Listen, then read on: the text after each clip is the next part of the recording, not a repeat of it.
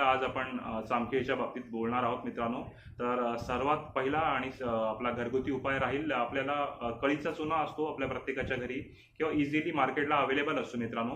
आपल्याला स्वच्छ कळीचा चुना घ्यायचा आहे 1 चमचा आणि याला आपल्याला 2 चमचे गावरानी तुपामध्ये, गाईच्या तुपामध्ये मित्रांनो, गावरानी तुपामध्ये याला मिक्स करून आपल्याला फेटायचं आहे. जितकं आपण फेटाल तितका जास्त मऊ होत जातो मित्रांनो. लोण्यासारखा एकदम मऊ व्हायला पाहिजे.